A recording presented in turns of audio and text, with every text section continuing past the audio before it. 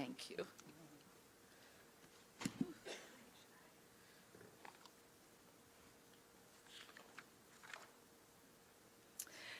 Thank you all so much for joining us for this month's town hall. As many of you know, we believe in co-governance, so I always like to invite my colleagues at local and state level to join us at our town halls. Tonight we are happy to welcome State Senator Mary Kunesh,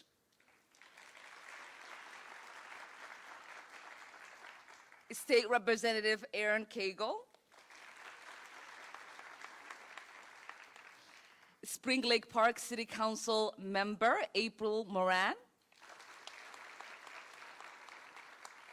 And then we also have in the audience Spring Lake Park City Administrator Daniel Butch-Hall.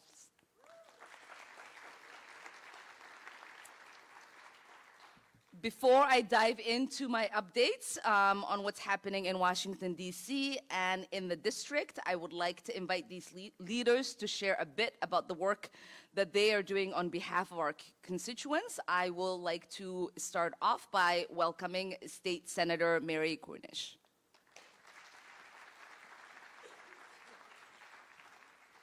Well, good evening, everybody. It's really a pleasure to be here on this beautiful, beautiful night. I mean, we could all be out for a walk, but it's also really good to get together with all of you. And I also want to welcome the Mayor of Hilltop and then our community leader, Natividad, two leaders in our community that are doing really incredible things in very unique communities, our manufactured home communities. I'm your state senator. I have been your state senator for the past 6 years and would like to continue for 4 years. And prior to that, I was a state representative. I represented the B side of the district. Currently, I am an assistant majority leader in the Senate and also the chair of Education Finance, which is really the world that I work in. I was a teacher for 25 years, library media specialist for 20 of those years. So right now my focus is on how we can best serve our students and our teachers and do the very best with our taxpayers' money to get those dollars into the classroom and into the resources. This is not a budget year, so the focus is on policy, and Senator Swedzinski is our policy chair. But that doesn't mean that we might have a little bit of something to put towards education. And I'm looking very much towards working on compensatory aid. Those are all the little additional funds that we appropriate to schools for kids with disabilities and special needs. And it's not an easy thing because the cost of educating our kids, like everything else in this world, is going up and up and up. But I can promise you that I am going to continue to work very hard to ensure that we are using your taxpayer dollars in the very best way to educate our kids. Since the surge, the ICE surge, we saw attendance drop dramatically, with the number of students either being threatened or their families being threatened, or many of our students actually afraid of going to school, even if they did not have, if they were natural born immigrants or Americans or members of our community. That is slowly coming back, and I was really proud to have alerted the governor about the 15-day drop. If a student misses 15 consecutive days of unexcused absences, they're automatically dropped from the schools and would have to re-enroll and go through that whole process again. The governor overnight very nimbly gave the schools the flexibility to flip to online learning, which kept those kids engaged, kept those families engaged, and the teachers were able to continue those lessons. That attendance issue is something that we have been working on very hard since COVID, and we had been seeing some really great progress in that area. Unfortunately, I feel like we are almost back to post-COVID times, but that doesn't mean we're not going to continue to reach out to those students. We are also looking and doing legislation around gun control, especially public safety when it comes to schools. We are working hard at getting resources to those that experience serious economic downfalls because of the ICE surge, especially around paying their rent and mortgage, and of course the threat of the real threat of the funds that have been withdrawn from education and healthcare that are going to just decimate Minnesotans across the state. It's not just in our community or our near community, it's the entire state.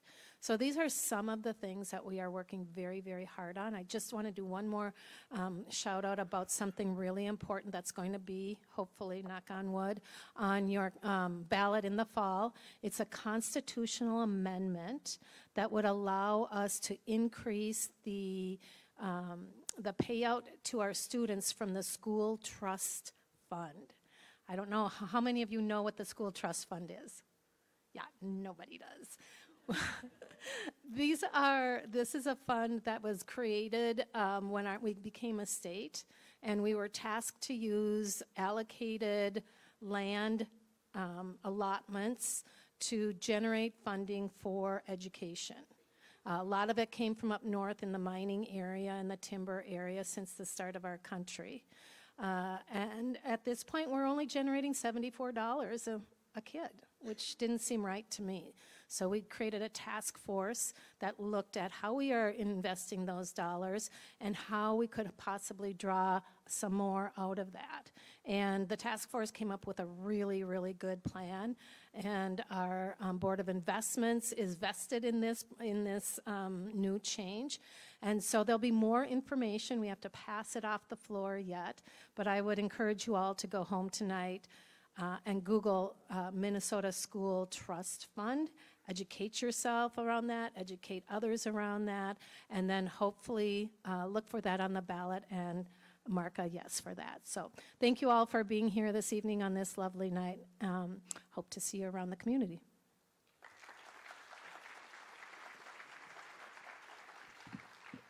Thank you, Senator Kunish. It's always incredible to be with you. Senator Kunish and I started as state reps together, and so it's always fun to be here. So did I with Representative Erin Cagle, and we would like to invite her to give some quick updates on what's happening in the House.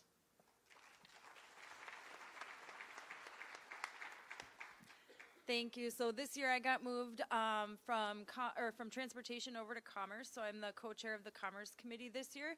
And we've been doing a lot of good work when it comes to things like protecting Minnesota consumers against fraud. And so one of the first things we are hoping to get passed off the floor is a ban on crypto kiosks. Crypto kiosks, 98% of them are used in fraud. There was a AG's report from Iowa, and they had tracked that 98% of the transactions, over 98, at those kiosks were tied to scams. And so here in Minnesota, we're not going to let that happen. And so we are going to outlaw those crypto kiosks. My legislative assistant, Alex, who's sitting right there, did a lot of work on that bill, so I really appreciate him. We're also working hard on making sure to hold insurance companies accountable, health insurance companies. Right now, it feels like they keep wanting to cut services and have the government pay for more. And so my question to them is, what do you do here? And that is really kind of the big question, right? And so, I don't see them adding value to Minnesota right now. And so I have been encouraging everybody that we need to start really talking about single-payer healthcare as an option, as a real option. Because we are seeing right now that our hospitals can't handle it. We can't handle the cost of healthcare anymore. Premiums are going up and up, and we're not getting anything for them. And so we need to dismantle this system that is just meant to kind of shove money to, Lake Minnetonka yachts, and really have it work for the people. And that's something that we're also looking into when it comes to just daily shopping items. Surveillance pricing is something that we've really been tackling and trying to figure out how we demand change there. Because what's happening is they're using your personal private data on anything that, if you download a free game on your app, it's not free. They're selling your data. anytime you go to a website, anytime you go into a store, they can, track where you are and what you need. If you have a MacBook, you get charged more for airplane tickets than if you have a PC. And so they're really they're taking all of this information and aggregating it and then setting prices to your pain point. Not necessarily what the market is driving the price at, but at what you can afford and what you will pay. And they're doing the same thing with wages as well. And so we really need to make sure that we have not only transparency on the government side, because we know there's people who, the trust in government is eroding. And so we really need to build transparency into our government so that you all can see exactly where every single taxpayer dollar is going. And then at the same time, we also need to hold these corporations that are getting these huge government contracts accountable at the same pace and make sure that they are sharing the transparency as well so that we know exactly where every single taxpayer dollar is going. And so those are the kind of main things that I've been working on through my work the past decade. We are seeing some of that transparency start up in transportation now. There's going to be a dashboard where you can go and see where all the projects are. And I'm happy to say that a lot of them are going to be here in this district. And so University Avenue in Central are going to be getting rebuilt. And then the F line is going to be also coming up on Central, crossing over 53rd and then going up to University, terminating at the transit station. And so those are just some of the few things that, we've been working on for a while. And this is my last session in the legislature, in the House. So after 10 years, I've decided to take a step back. And, I have a 7-year-old that's in this school district and over at Woodcrest. And so I'm really sad to be leaving the legislature, honestly, because I feel like this is one of the few jobs that I've actually been good at. And I really get a ton of energy from you all. And it's just been such a great honor to represent you guys and get to know some of you and get emails from a lot of you, and sometimes not nice emails, but those come with the territory too. So but I just really want to appreciate all of your guys' support over the past 10 years. I can't believe it's been 10 years. So thank you.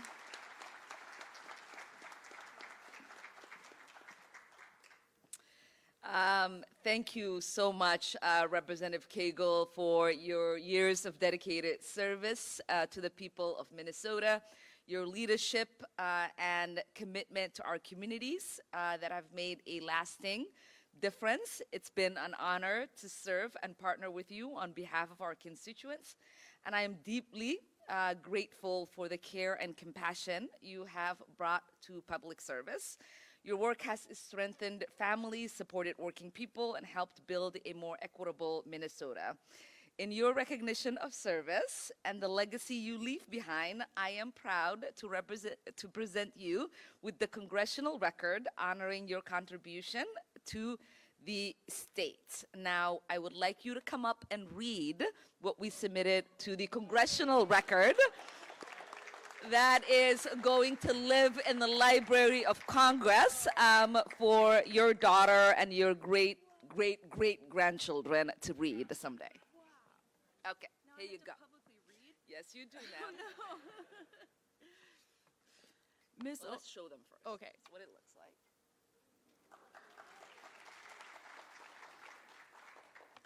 Ms. Omar, Speaker, I rise today to recognize State Representative Erin Cagle, who will retire from the state legislature at the end of her term. Rep. Cagle was born in Duluth, Minnesota in 1982, grew up in Maple Grove, and attended Osseo High School. She graduated from the University of Minnesota Duluth with a Bachelor's of Applied Science and a minor in Political Science. Years later, she continued her education, earning her master's in Advocacy and Political Leadership. Her educational background, along with her commitment to serving her community, primed her for a career in public service. In 2016, Erin was elected to the Minnesota House of Representatives to represent District 39A, which now encompasses the cities of Fridley, Columbia Heights, Hilltop, and Spring Lake Park. I was fortunate to have the opportunity to work with Representative Cagle during my time serving in the Minnesota legislature, and I learned quickly how thoughtful, dedicated, and strategic she was when it comes to positively impacting her constituents' lives. She has served in multiple leadership roles throughout her tenure in office, including as chair of the House Sustainability Infrastructure Policy Committee in 2023, co-chair of the House Transportation Committee in 2025, and co-chair of the House Commerce, Finance, and Policy Committee in 2026. Representative Cagle has worked hard to improve the lives of everyday people. She has brought federal investment to Minnesota under the Infrastructure Investment and Jobs Act, passed landmark transportation legislation that invested in roads, bridges, and transit, expanded worker protections for pregnant and breastfeeding Minnesotans, and so much more. My belief in co-governance is made possible through my colleagues at the state and local level. Representative Cagle has been a great partner in this work.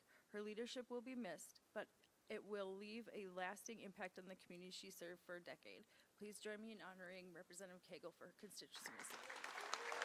Thank you. I love you. It's been an honor. Hopefully I'm not gone forever. All right, let's take a photo here.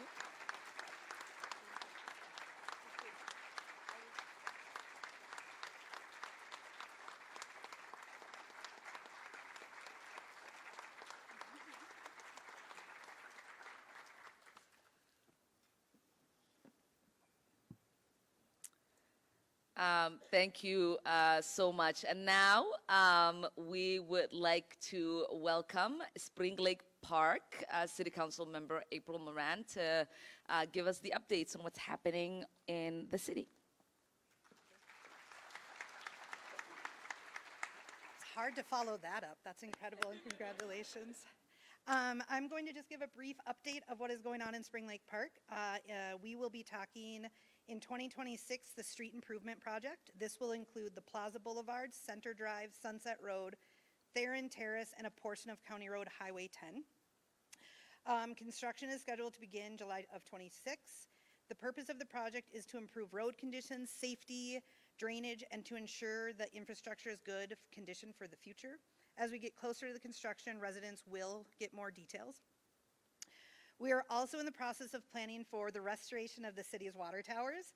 We are very grateful to Congresswoman Omar for her support in moving forward a community project funding request to assist with funding the project.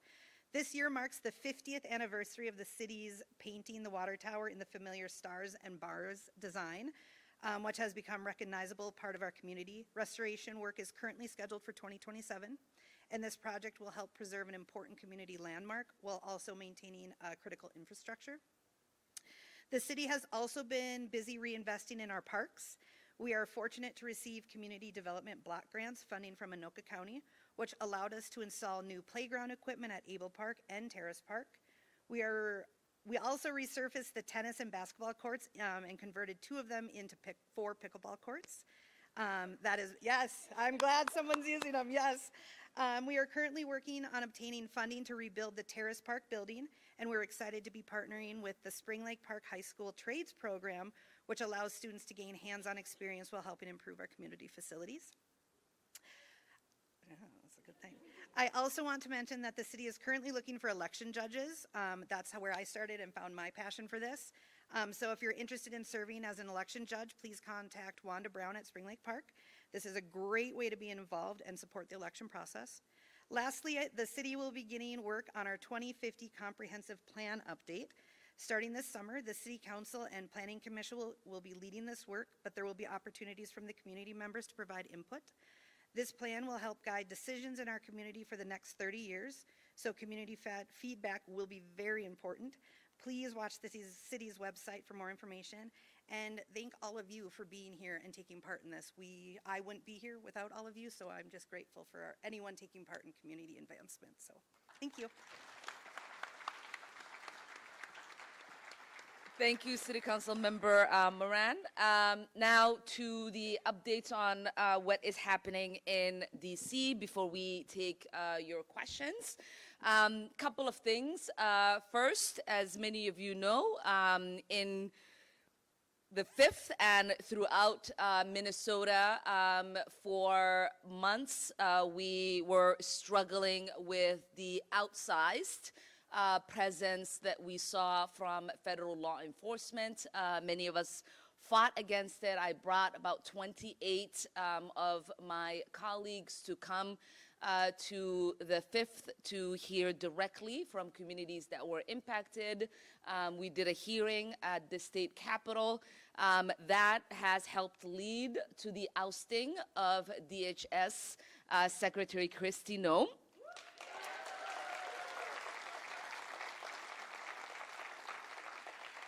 It has also led to the promise of the drawback. We went from having nearly 4,000 CPP agents and ICE agents in Minnesota to now having less than 400.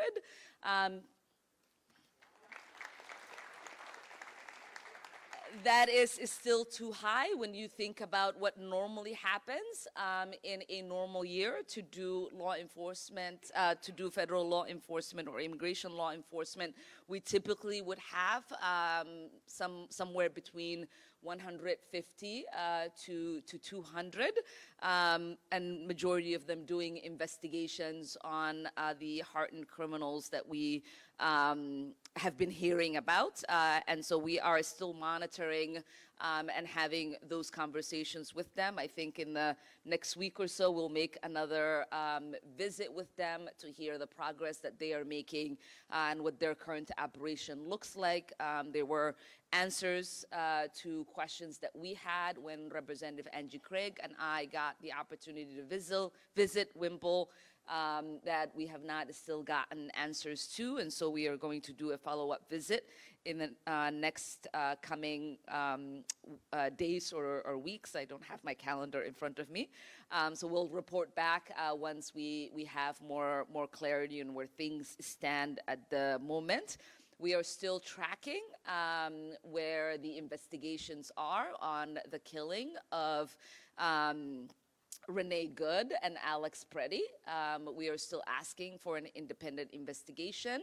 Our AG and Hennepin County District Attorney are still looking to collect any information that they can to see if there is a room for them to be able to at least instigate an investigation on their side to bring justice to our neighbors that we feel were unjustly killed. And so we'll keep you all updated once we get a little bit more clarity on that. On the war front, we are obviously opposing the unconstitutional, illegal, and unjustified war that we have waged against Iran. There is a War Powers resolution that will come to the floor once we are back from our districts and into Washington to vote in about 2 weeks. We attempted to do one a couple of weeks ago and we came short. We were trying to do it right before we came back to our districts. There were a couple of members that would have voted in the affirmative that were out on family and health issues. And so we decided to delay that vote so that it didn't fail and that we could bring that vote when we had assurance that that bill was going to be successful. We are floating a War Powers resolution as well to stop the president from attacking Cuba. As he's warned that he might do. We're also pushing to make sure that the oil blockade that is currently devastating the island and causing multiple deaths on the daily as ICUs are running out of energy supply and the generators take 10 to 15 minutes to kick in. And if you've ever been with somebody on life support, that is an automatic death. That is not enough of a time for them to survive, to wait for that generator to kick in. A couple of days ago, there were 97 people that died in one of the hospitals because of a short blockade that took place. The other thing that we are monitoring is the cost of the war in Iran. We know that upwards to $44 billion have already been spent. We have over a dozen American soldiers that have lost their lives, including a Minnesotan. We know that over 300 service members are in critical condition and awaiting to be airlifted to get the necessary medical attention that they need.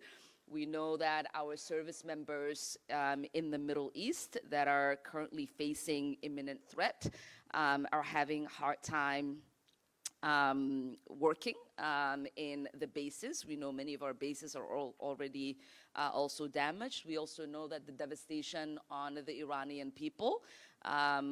We've all seen the images of the 168 school children that were bombed in the first few minutes as the bombing started. And there are currently thousands of people that are killed and millions that are displaced in Iran.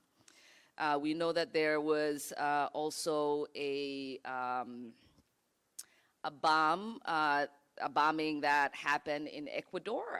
We were told that it was a place where they were making cocaine. It ended up turning out to be just a dairy farm. And we weren't able to find any evidence that there was anything happening there that could remotely come close to justifying our bombing of it. The other thing that we are working on and continuing to monitor is the partial shutdown of the Department of Homeland Security. As many of you know, Democrats said we are not going to pass the appropriations bill for the Department of Homeland Security unless they agreed to 10 reforms, simple things like unmasking ICE agents when they were patrolling our communities. So far, the Republicans and the president have refused to say yes to any of those reforms, which means the department doesn't have the resources to be able to pay for not just ICE and CPP, but they don't have the resources to pay for TSA agents. They don't have the resources to fund the Coast Guard, to fund our cybersecurity employees in a time when we our terror alarm is higher than usual. Our Senate partners on the Democratic side at least 9 times have attempted to pass a DHS bill that would fund everyone else, but ICE and CPP and our Republican counterparts have voted against that. Finally, they agreed to on Thursday night, and it passed a DHS funding bill that did not have ICE or Border Patrol, and we were all getting ready Friday to vote on that. The Republicans in the House said that they wanted to go back to the drawing board and do the same bill that they have been doing. So that part of the department still goes unfunded and is still shut down. And our the federal employees that would be funded by the rest of the DHS still continue to work without pay. The last thing that we are looking at in Washington, D.C. is the SAFE Act, which is a piece of legislation that is in regards to, they say, creating a safe election, and we say it is a bill that disenfranchises half of the population in the United States. It's a bill that requires for people to show a proof of citizenship. We know that majority of married women who have changed their names, who might not have access to their original birth certificates and all the documents that they need in time to be able to vote on any of the primaries that are happening in the next few weeks, few months, or the November election, will be disenfranchised. So Democrats are voting no, and when it passed out of the House, I did vote no in that bill, on that bill as well.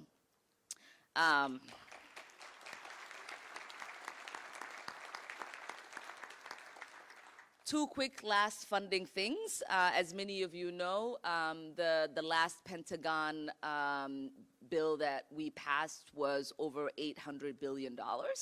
And in the big ugly bill that we passed, there was another $150 billion in supplemental to the Pentagon, and now they are asking for another $200 billion. And so, of course, I'm opposed to it, and we'll be voting no when that bill comes.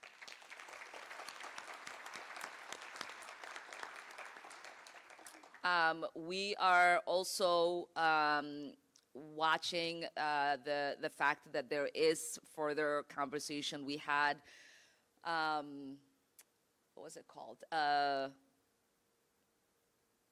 sensible ways of addressing the deficit hearing on the Budget Committee, which I'm a member of. And one of the things that they are looking at is to have further cuts to healthcare and SNAP after they've already cut $1 trillion in funding for both of those programs in the big ugly bill. And so when that comes to the floor, I'll also be voting no as well.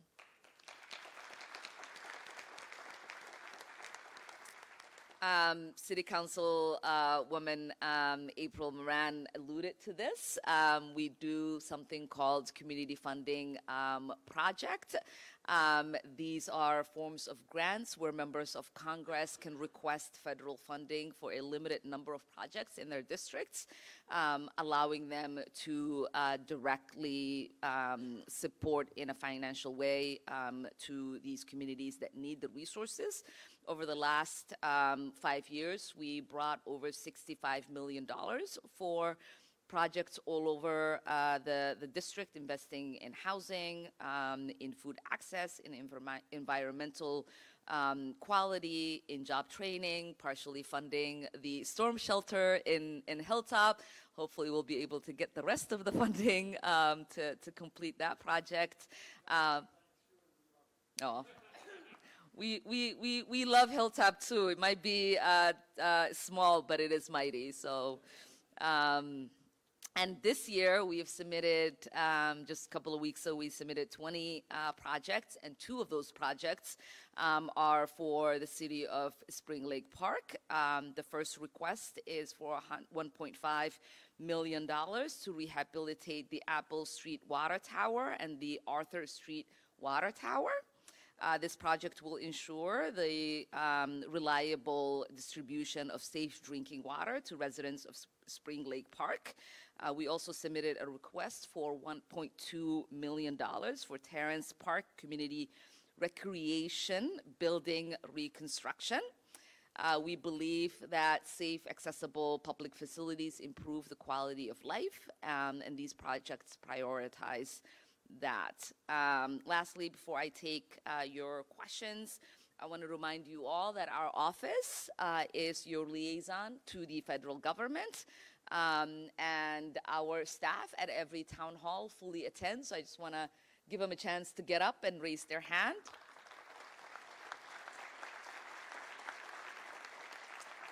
Stay standing so I can introduce you all.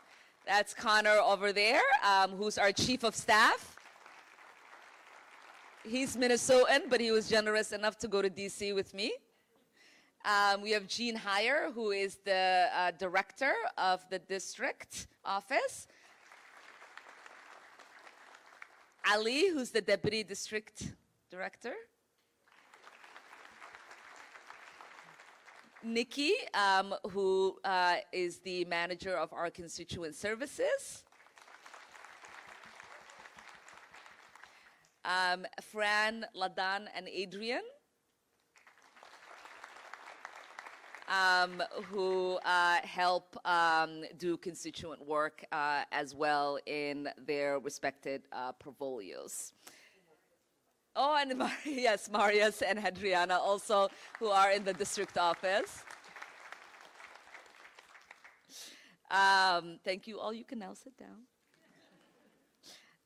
We are often a crucial line of advocacy for our constituents who are experiencing issues with the federal government, like irregularities, delays, and emergencies. Although this might be a difficult time, our duty still remains the same. If you are unsure that whether we are able to help you with a specific situation, please contact us at 612-333-1272. That is 612-333-1272, or find one of them. They all have their cards with them. Last year, my staff was able to help over 1,000 constituents with issues like Social Security, immigration, taxes, healthcare, and more. Our team has been able to return $4.5 million to constituents, businesses, and organizations in the district.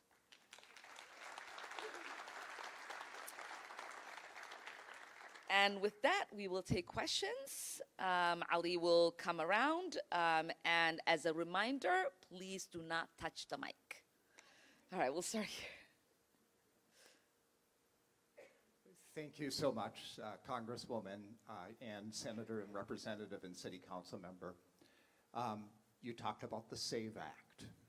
I have a wife and 4 daughters, none of whom's names match their original birth certificates.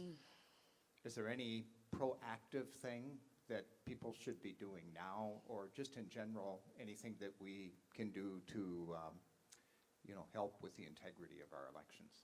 Yeah. No, I appreciate that question. And as I said earlier, there are a lot of people who have those kind of discrepancies, where it's challenging for them to get all the information that they need in order to re-register.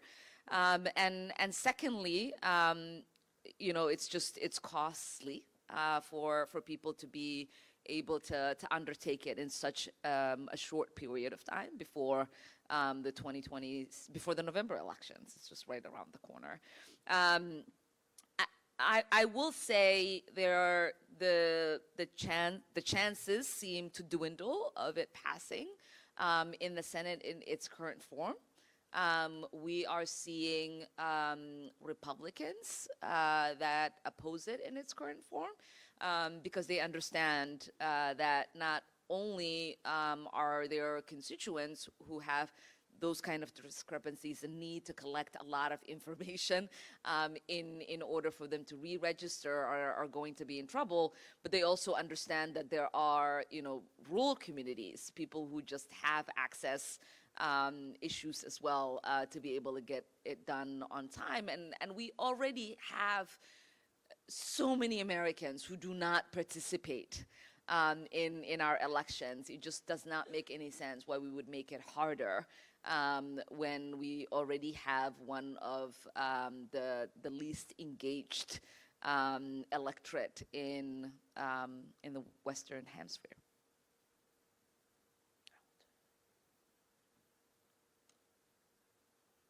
I could spend hours just thanking you for all the things you do. I'm not going to do that. But I want to quickly mention 2 things.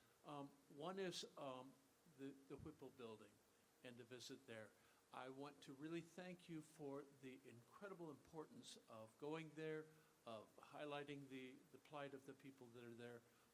And I want to also thank you for bringing along Angie Craig, who I was not completely convinced was going to be there at that point, but she was, and I thank you for that. The deeper thing that I want to thank you for is what you just mentioned. You are the best advocate for the values that I have ever had in my now 80 years, okay? And I know that that makes you enemies sometimes to say things very bluntly that we mostly know are true, but I really appreciate it. It takes tremendous courage, and I just want to thank you. Thank you. Thank you, sir. That means a great deal. Okay, we'll go next to Terry. Thank you so much for being here today. I'm bringing a question in from someone else. We noticed that ICE was at our local church by Hy-Vee, taking pictures of the building and spending the day there. Our concern is, due to fraud all over the state and anywhere else, are we going to be cut off on our food supply because everyone else is causing an issue? So they're extremely worried about their food distribution. And so are we as a community. Right now, we are feeding about 60 families in our community alone and going as far as Bloomington, Brooklyn Center, and anywhere else anyone asks us to bring them food. So the question was, what's next? And is there a concern for big food distributions such as theirs? I don't think there is a concern for food distribution. We haven't really heard anything in that regard. We know that the administration says they are targeting us for fraud, even though there are a lot of states that have higher numbers of fraud than us. We also know that there are states that have higher numbers of undocumented people or people who are on retainers to be deported or for removal. And so we all know why we're being targeted, and it has nothing to do with any of the reasons that the president and this administration has given. It's because we didn't vote for him 3 times. But in all jokes aside, I would say every time they have tried to go after us in holding government funds, we have successfully been able to have the courts release those funds for us. And so I'm confident that if any of what you're concerned with happened, that we would be able to successfully defeat it.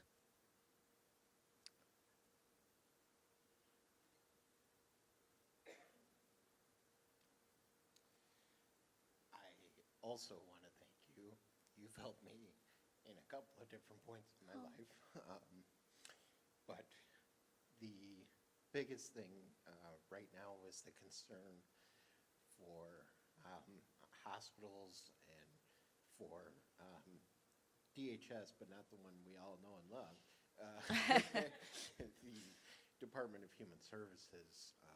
There is a lot of issues with money not being allocated correctly for those people. My wife works for DHS, and she gets to see it every day, and it's terrible. What she asked is that we really fight to not have any more cuts, because she will see a lot of people hurting more so for that. So, but thank you again for everything you do.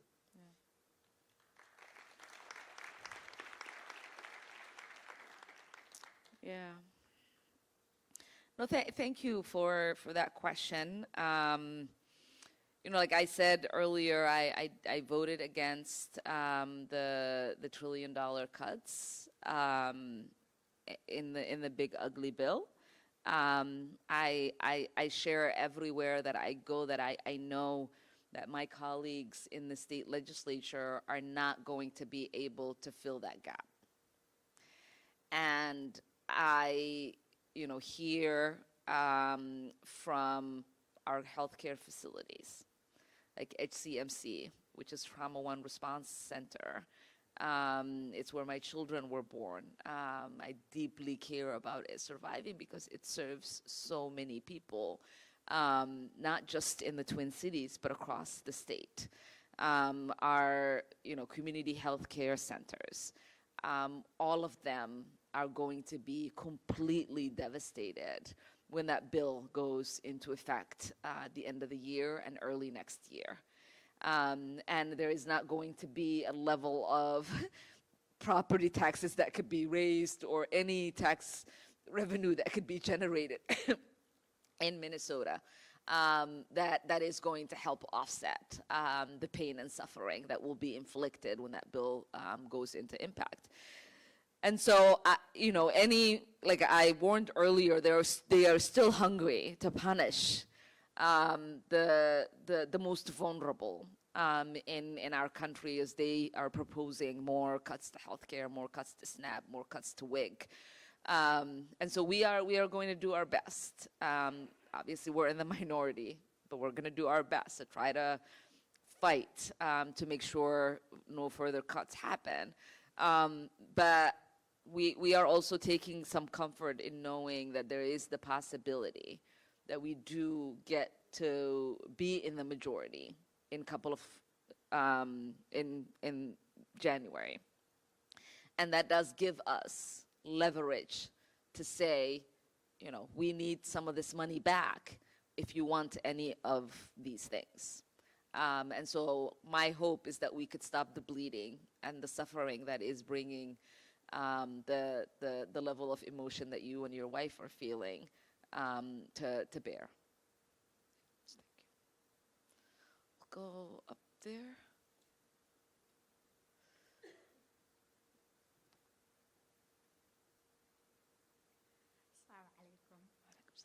Hello, I just wanted to first thank you for your work and advocacy concerning ICE.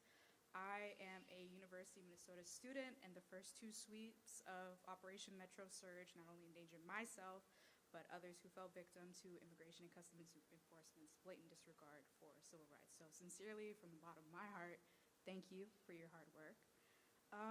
And I'll apologize for making you reiterate your point. I did come a little late. A little over a month ago, federal government withheld the Medicaid funds in response to alleged fraud.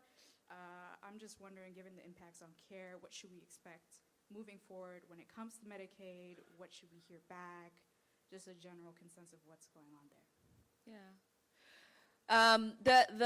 The pause of those funds, our Attorney General was able to sue them and won.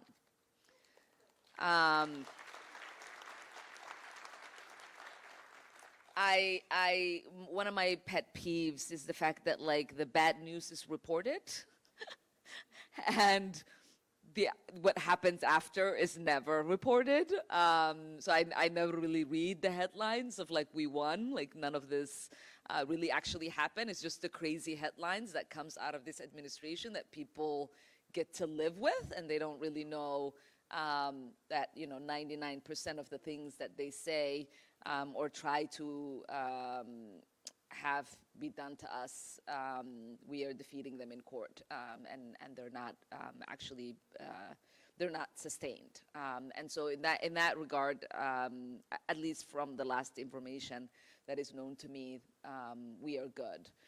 But as the gentleman was saying earlier, we do have these cuts that are coming.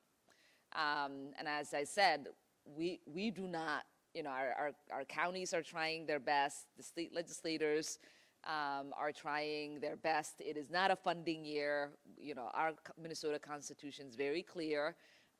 And so it is a challenging year for us to have an armor around ourselves to protect from what is coming. But you have to know that we are much more fortunate than many of the states that are going to see these cuts.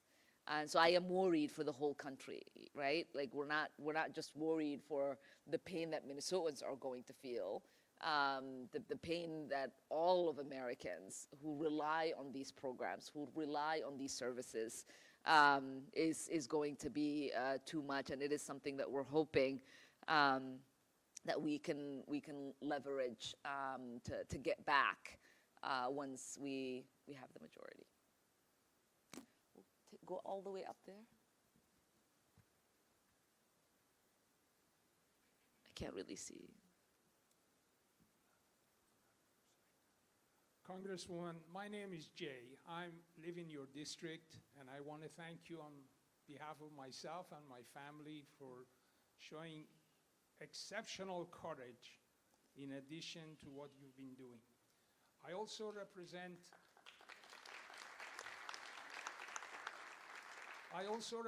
the United Nations Association, and we are so thankful to you for always standing to vote in favor of the United Nations effort to save lives, fight disease, and bring peace to the world.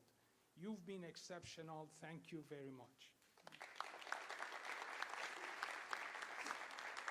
I appreciate that. I mean, my life was saved because of the UN. If it wasn't for UNHCR, I don't think I would have been fed as a kid and wouldn't be here in front of you as a congresswoman. So you got to give back to those who gave to you. So I appreciate you.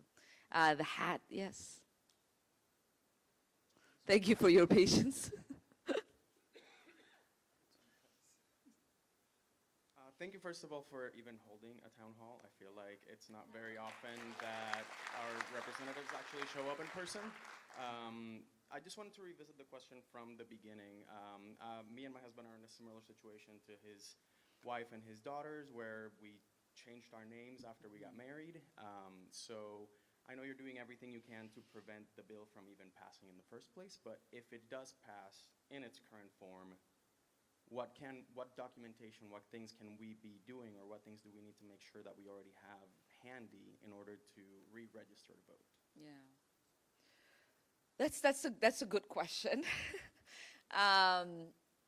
So one of the easiest, fastest way, which is why we say, 21 million Americans will be disenfranchised. That number comes from the number of Americans that don't have a passport.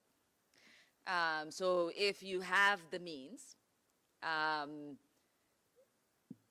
getting a passport would be the easiest registration form of identification. If you don't, then obviously having your original birth certificate, the form in which you changed your name, and your marriage certificate, which becomes cumbersome, but that's basically what the requirements are going to be of what you would need in order to register. Okay, we'll do right there in the middle.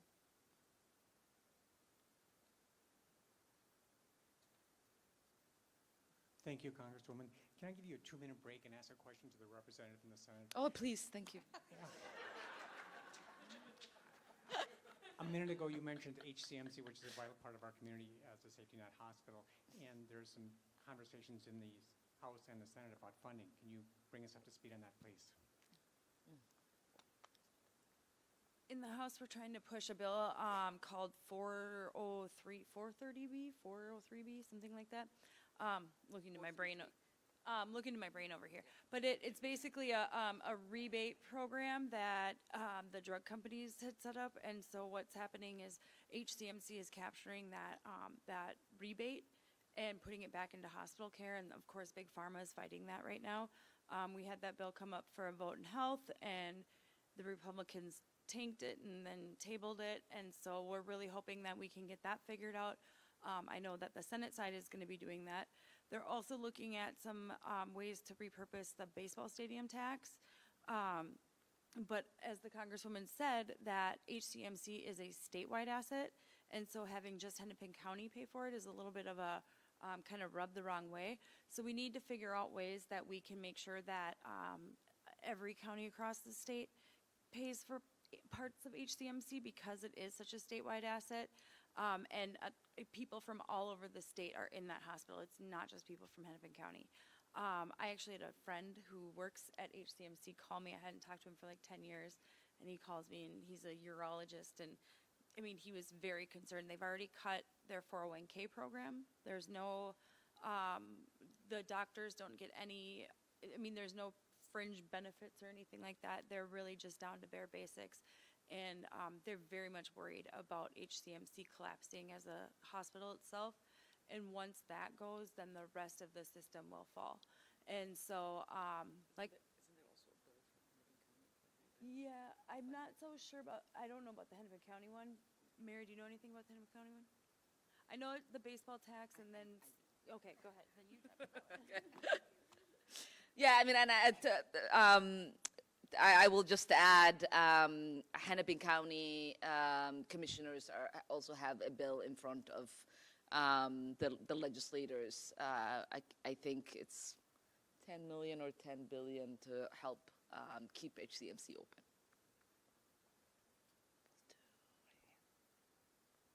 No. Peace and love to all of you. That's wonderful. Thank you. All of you. My name is Scott Ebert, and I have a proposal that I'd like to talk to one of your people about. I'm a little bit nervous, so just give me a moment. I also would like to make a statement of my position, if you allow me. I don't intend it to be offensive, and I don't want to. I'll let you know if it was offensive. Okay, okay. So It's okay. I have to read it because.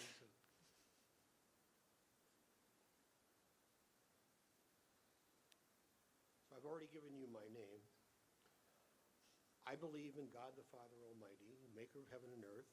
I believe in Jesus Christ, his only Son, our Lord, who was born of the Virgin Mary, suffered under Pontius Pilate, crucified, dead and buried, rose again from the dead, is seated at the right hand of the Father, will come again to judge in glory, to judge the living and the dead.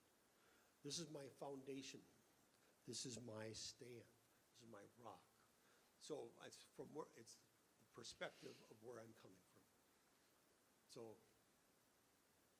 to be clear, my question to you, Ilhan, and I think I forgot to tell you that, I'm honored and privileged to meet you and see you in person. I have seen your picture a million times. I've heard stories. I've seen jokes. I've seen on and on and on. But it's an honor to meet you and a privilege, as with the rest of you. And so here's my question. Can I count on you as my representative? Of course. Nice answer. So then the proposal that I have is about signage outside of houses of worship. Okay. And I'd like them to state their foundations, their core principles, so that you don't have to go in. You can be on the outside of the building and see what they're about. Because people get caught in traps, people get caught in snares and in entanglements and misled.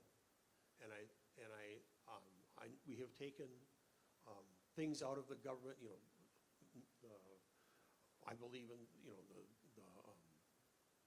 Ten Commandments that used to be posted, that it's no longer posted. So we're losing an issue, a problem. So that's what the purpose of that signage is. I was caught in a cult at one time. Because they didn't put their purpose on the door?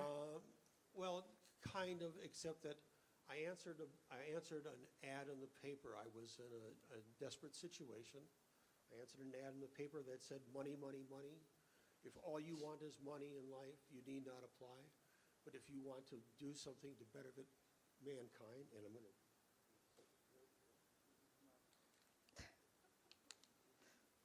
Huh?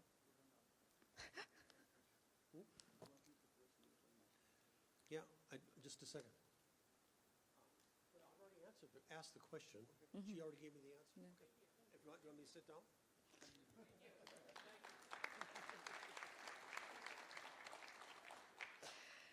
Thank you so much. I do, even though I am a woman of faith, I do believe in the separation of church and state. I do think that it is important for people to have an idea of what they are walking into and what they are believing and following. And so thank you for putting that out into the space. We'll do here, Paige Brown. Glasses. Thank you. I'm Amber. Hi. Because both of you have, I'm like, That's okay. We both have a hand. both of you raised your hand and you have the exact same. I'm like, I don't. No worries. So hi, I'm Amber. I live in Minneapolis, and I'll try not to go crazy on my story and everything, but I just wanted to introduce myself. This is my first town hall. So hi, everyone. And I have lived in Minneapolis for about a little over 10 years now, and I'm from St. Cloud. And I was born with a congenital heart defect called dextrotransposition of the great arteries. So I have had 18 heart surgeries, and I have had 5 open heart surgeries, the last of which was about 2 years ago. So I'm doing good. I'm here. I'm alive. Yes. Amazing. So I'm here because I wanted to, I've always been involved in politics. I have a poli-sci degree, and I currently work in Medicaid enrollment for Medica. I'm in charge of the IT department, so I'm just trying to give my backstory, but I am in particular very invested in the ACA and the Affordable Care Act because it gave me the ability to get insurance, to get life insurance in particular, and for me to be able to just be protected. And so I have this very large concern about, the cuts to the ACA and making sure that people with pre-existing conditions like me, I've worked all my life. I've worked since I was basically 14 years old. My parents own a business. I worked for them, and then I went to college and I got a job right out of college. I've always had a job. I've always worked really hard. And I've had great insurance, but I have a very large concern because the only cure for my condition is a heart transplant, which will probably happen when I'm in my 50s, hopefully. Maybe later, we'll find out. But essentially, I just want to know, what's going on with the ACA? What's kind of, are we hearing in Washington about making sure that the credits are not going to be, affecting Americans? I know it's going to affect Americans, but what are we doing to protect particularly those with pre-existing conditions?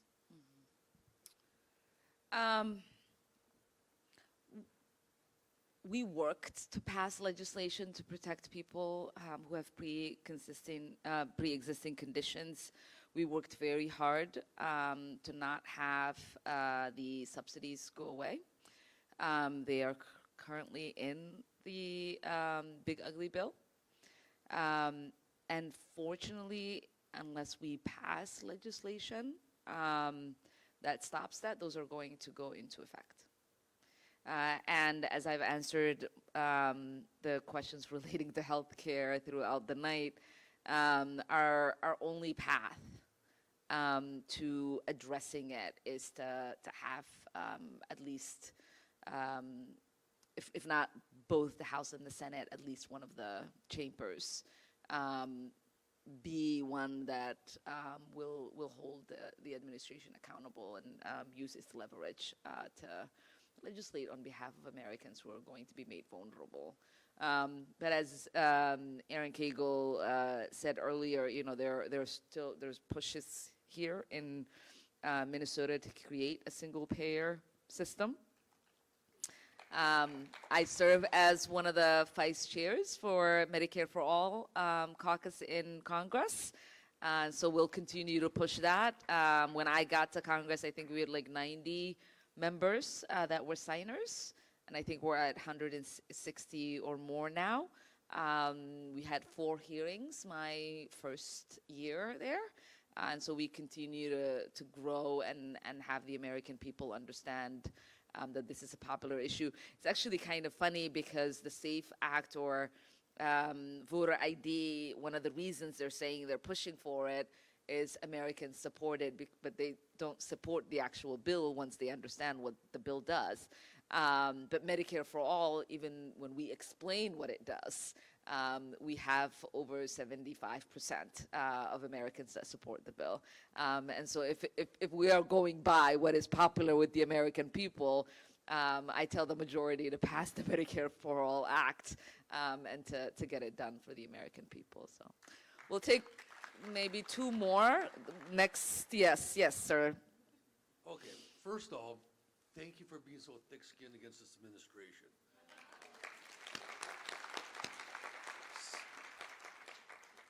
Second of all, my boy is serving Air Force, active duty right now.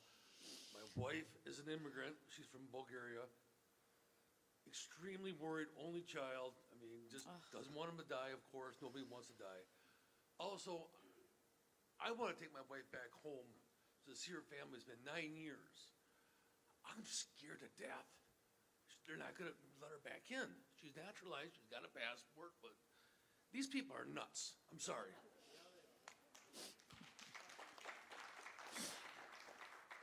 No, I mean that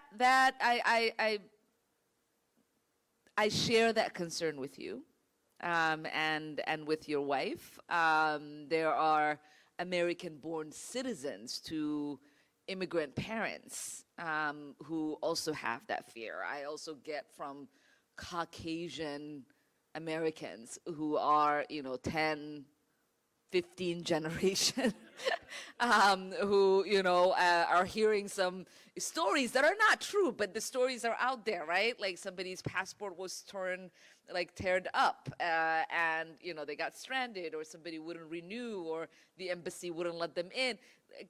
These stories are there, and they're just creating a lot of fear. So I hear you. My daughter, who was born here, and she is not an anchor baby. She was born to both of her parents after we were citizens. She was coming back into the country, and was texting me every 5 seconds. I'm gonna get stopped. They're not gonna let me back in. I'm gonna get stopped. They're not gonna let me back in. They're gonna find out I'm your daughter. They're not gonna let me back in. And myself, I'm like, okay, give my information to whoever's traveling with, so I'm trying to at least take note of her concern. I know it's not going anywhere. But, her stepdad is just like, tell her she doesn't have any other country. Like, they're not gonna not let her come into her own country. And so I say to you that although the fears exist, we have not seen anything to substantiate that. We have not seen any naturalized American or any person born in the United States, regardless of their background. They might have gotten detained for hours, harassed for the content that's on their phone. I've seen people whose phones have been taken because they have memes about the president. It just tells you how thin-skinned this administration is.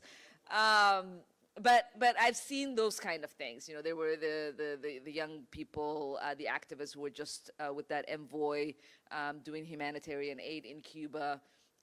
One of them was Minnesotan. He was held for 8 hours. They still have his cell phone, or not just Minnesotan, but a constituent of mine. And so those stories, those ones are valid, but I've not seen anyone not be allowed to enter. And so yes, take your wife back, go see the family, and enjoy your time, and give us a call if anything happens, because I will meet you all at the airport. Thank you. Okay, we'll take the sweater. Hi, thank you. The people looking at me does not make me speak very well. But Sorry. I'll do my best. So I'm a family of 8, wife, 4 kids, and my parents live with me. I'm taking care of them. Felt like I need to add more to it, so I opened my own private school this year. Wow. And so far I have 20 students. 75 of my 20 students are girls, middle and high school. Wow. So I do not have a question. I actually have a request. If we can arrange something, if you can give us the honor and visit us, or if we can visit you, I believe it's very important for my students to understand when to speak and when to keep it to yourself for now. Because not everyone is an Ilhan Omar sitting around. Security can say, you're a murderer, right?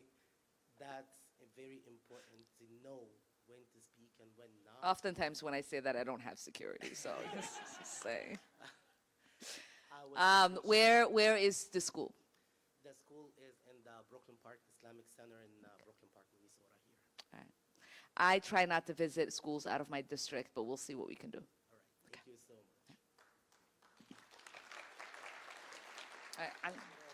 Okay, all right, time, okay. We'll do 2 more, unless there's a nagging question here that I feel like I haven't called on. Very shy crowd on this side. Okay. Good evening. Thank you so much for coming out to Spring Lake Park. My name is Halen Roth. I have a question about education. You've mentioned a couple of times the big ugly bill, and specifically Medicaid that was cut in the big ugly bill. Some people might not be aware, but schools get a lot of their funding from Medicaid, specifically special education. My son is 10 years old. He's on the autism spectrum. He's in a special education classroom. My husband's a special education teacher as well. Can you speak to any specifics about how that affects special education funding? Yeah. Mary, do you want to? Our resident specialist here. So when it comes to the federal government and funding education, Minnesota sends more to the federal government than we get back. And the federal government has not kept pace or kept their side of the agreement as far as funding education. We subsidize about 60% of what the federal government should be sending to us. Now, right now, the governor has tasked us. Can you hear a bird? I hear a bird. Yes. Okay. Yeah, it's right there. Okay. Okay. I didn't know if it was just me or Aaron. We're both like, what are we hearing here? Yeah. Right now in Minnesota, we have, so I am not confident that we will see any kind of increase coming from the federal government when it comes to education and upholding their responsibility. They have very systematically disseminated the Department of Education and sending bits and pieces out here and there, and we don't even know who to go to when there is a problem or an issue. And so I have no confidence that we are going to get any support from our federal government when it comes to education, which means here in our state, we're going to have to do our best to fund that special education as much as possible. Last year, the governor created the Blue Ribbon Committee, and he tasked them with, and this is really heartbreaking, with finding $250 million in savings in special education, because the cost of special education has just ramped up in a way that we can't continue. I mean, it's just unaffordable 100% in the way that it is. And so here in the state, we are looking for the best ways to address that issue and to not have to cut $250 million. And remember, those are all your taxpayer dollars. And the only way that I can think of to get out of that is to find ways within state government, like the constitutional amendment that I suggested, or other ways where we are not taxing the wealthy. And one example is there are these really fancy athletic sports boxes when you go to the stadiums, and you see up there, you see those suites up there. Those are not taxed at all. Not at all. No sales tax on those. And so Senator Mayquay did the numbers, and she said we could pay for the READ Act, which is the new literacy program that we could pay for that with just that sales tax.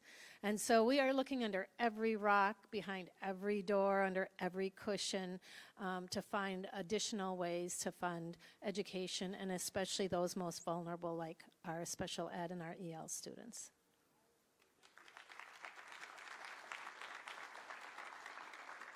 Like I said earlier, in the Big Ugly Bill, we have over $800 billion cuts to Medicare and Medicaid, and there are about $130 billion cuts to the Department of Education. We also know that discrimination is going to be a problem, especially for special ed students, because the department's civil rights department is basically dismantled. So folks that are making claims also are not getting it addressed in school districts. And when we think about the Blue Ribbon program and trying to find ways to save money, a lot of the waste and the fraud that we see is because those wraparound services are not within the institutions that the kids rely on for their education. So if we could bring a lot of that in-house within the schools and provide have the Department of Education provide the direct support that the parents need who have kids with disability, and cut the middleman who are scamming our taxpayers, then we would have more resources than what we have right now, and we would have less conversation about finding $200 billion to cut from a program that already doesn't have enough money. We'll take right there in the white jacket, and then at the end over there.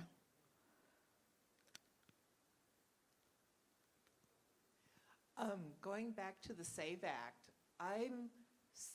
have never been married, but I'm thinking as a woman, I need to prove that I still have my own last name. And then the other thing I've been worrying about is that the SAVE Act is basically going to prohibit, unless women have the documentation, to 86 our vote. Okay, and then the hat here, Ali. Yes. I have some information that may help down the road. Okay. The Supreme Court said back in the 60s that you cannot have a poll tax. If you are forcing these people to spend money on IDs that they don't actually need. It's a form of poll tax. It's a poll tax. Yeah. So can you remind these idiot Republicans that that's the problem? We do. Yeah, it's literally been part of every floor debate that we had. And then we'll end with the young man all the way up there. He's been jumping up and down. Okay, while you walk up there, I'll just answer your question.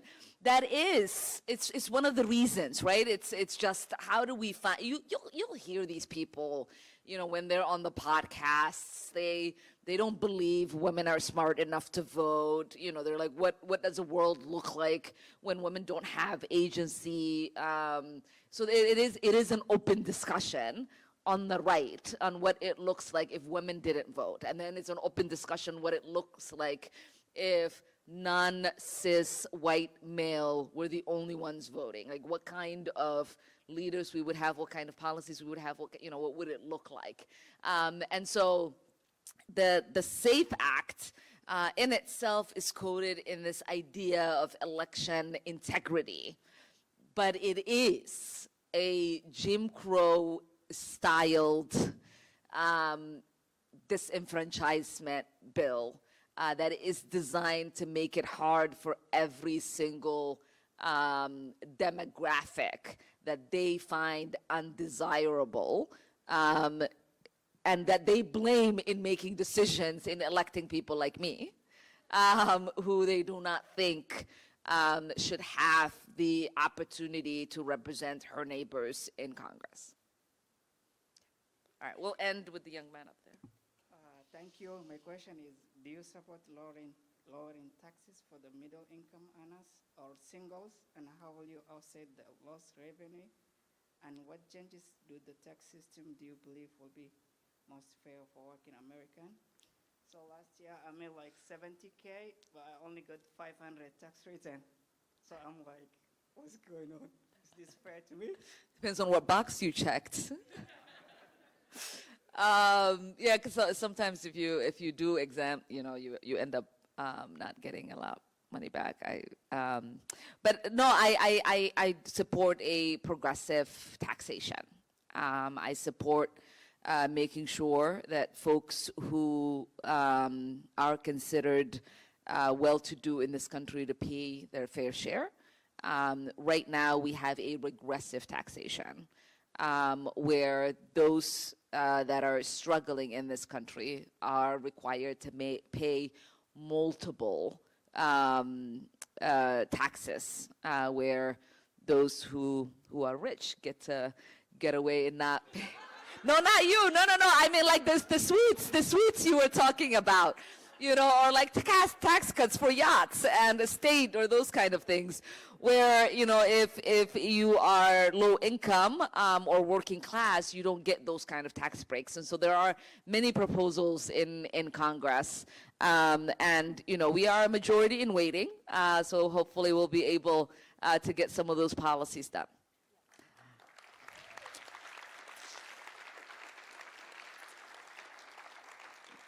All right, I apologize to my staff. I think I'm 30 minutes over time. Thank you all so much for joining us for this month's town hall. It's been a delight.